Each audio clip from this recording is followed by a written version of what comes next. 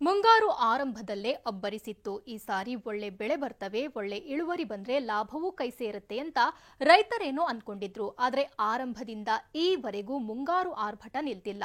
ಇದರಿಂದಾಗಿ ಬೆಳೆಗಳು ನಾಶವಾಗಿ ಅನ್ನದಾತರು ಸಂಕಷ್ಟಕ್ಕೆ ಸಿಲುಕಿದ್ದಾರೆ.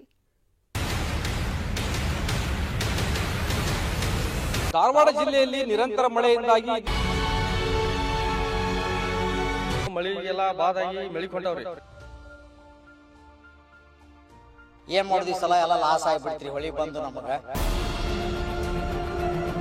ರಾಯಚೂರಿನಲ್ಲಿ ನಿರಂತರ ಮಳೆಗೆ ದಾಳಿಂಬೆ ಬೆಳೆಗಾರರು ತೀವ್ರ ಸಂಕಷ್ಟಕ್ಕೆ ಸಿಕ್ಕಿರುವಂತದ್ದು.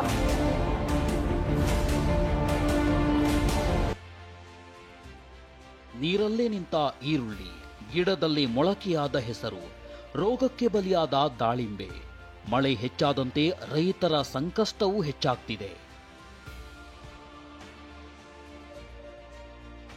ಬೆಳೆ ನಾಶ ದೃಶ್ಯ 1. ಮುಳುಗಿದ ನೂರಾರು ಎಕರೆ ಈರುಳ್ಳಿ. ಇನ್ನೇನು ಈರುಳ್ಳಿ ಬೆಳೆ ಕಟಾವು ಮಾಡಬೇಕಿತ್ತು. ಆದ್ರೀಗ ಅದೇ ಈರುಳ್ಳಿ ನೀರಲ್ಲಿ ನಿಂತಿದೆ. ಬೆಳೆದ ರೈತರಿಗೆ ಹೊಟ್ಟೆಗೆ ಕೊಳ್ಳಿ ಇಟ್ಟಂತಾಗಿದೆ. ಮಲಪ್ರಭಾ ನದಿಯಬ್ಬರಕ್ಕೆ ಬಾಗಲಕೋಟೆಯ ಬಾದಾಮಿಯ ಹಾಗನೂರಿನಲ್ಲಿ ನೂರಾರು ಎಕರೆ ಈರುಳ್ಳಿ ಮುಳುಗಿದೆ. ನೀರಲ್ಲೇ ಈರುಳ್ಳಿ ಕಿತ್ತು ಸಾಗಿಸಲಾಗ್ತಿದೆ. ಬೆಳೆ ನಾಶ ದೃಶ್ಯ 2. ದಾಳಿಂಬೆ ಬೆಳೆಗೆ ಒಕ್ಕರಿಸಿದ ರೋಗ. ಗಿಡಗಳಲ್ಲಿರೋದೇ 3 ಮತ್ತೊಂದು ಕಾಯಿ, ಅವು ಕೂಡ ಸುಟ್ಟಂತಾಗಿವೆ. ರಾಯಚೂರು ಜಿಲ್ಲೆ ಸಿಂಧನೂರಿನ ಹೂಡಾ ಗ್ರಾಮದಲ್ಲಿ ಮಳೆ ಹೊಡೆತಕ್ಕೆ ರೈತರು ಬೆಳೆದ ದಾಳಿಂಬೆ ಬೆಳೆಗೆ ರೋಗ ಕಾಡ್ತಿದೆ. ಹೀಗಾಗಿ ರೈತರು ಬೆಳೆಗಳನ್ನೇ ಬುಡ ಸಮೇತ ಕಡಿದು ಹಾಕ್ತಿದ್ದಾರೆ. ತೋಟವನ್ನೇ ನಾಶ ಮಾಡ್ತಿದ್ದಾರೆ.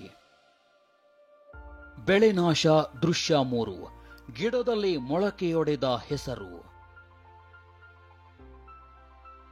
ಎಲ್ಲವೂ ಚೆನ್ನಾಗಿತ್ತು.